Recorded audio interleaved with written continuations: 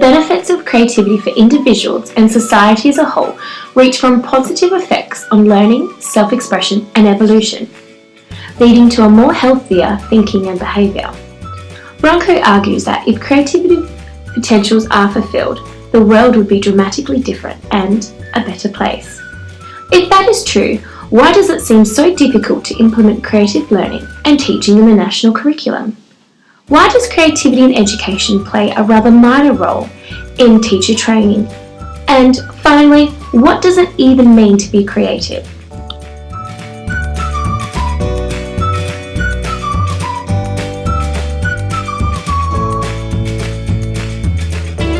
According to Vygotsky, any human act that gives rise to something new is referred to as a creative act. This very act is based on the ability of our brain to combine elements and is called imagination or fantasy. He distinguishes four basic ways in which the operation of imagination is associated with reality. First, imagination is based on elements taken from a reality acquired through personal experience. Second, imagination can also be independent from the individual's own experience and create something new by only hearing or reading about a certain event, activity, or object. Third, the dual expression of feeling creates in the individual not only physical reactions, but also images in the mind. Last, imagination may become materialized in a unique form never encountered before in human experience.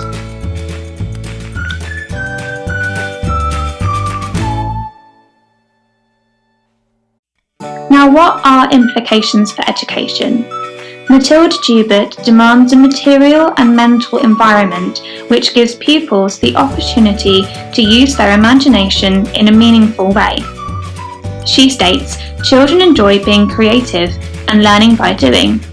What a child has created, invented or discovered himself, he will remember and value.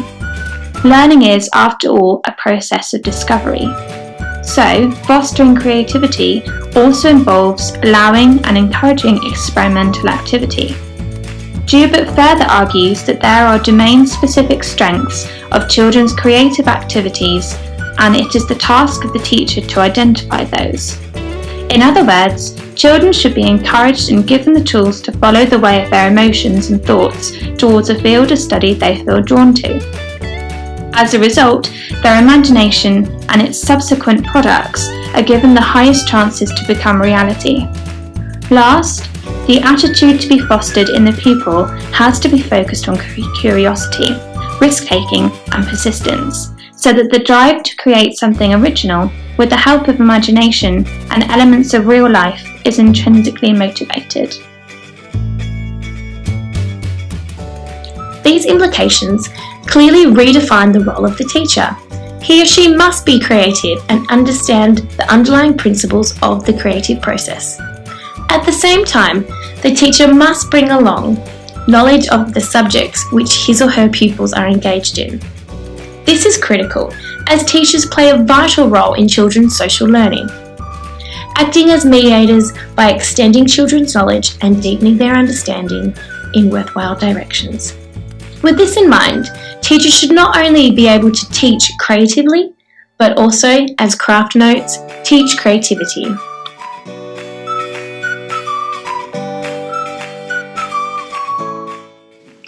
In the end, one of the greatest obstacles to the full implementation of a creative education system seems to be a political one. Chomsky highlights this by saying, schools have always, throughout history, played an institutional role in a system of control and coercion. And once you are well educated, you have already been socialized in ways that support the power structure, which in turn rewards you immensely. Thus, it is not only the teacher's responsibility to critically question the role of our education system for individuals and society as a whole, but of every citizen concerned about the development of future generations.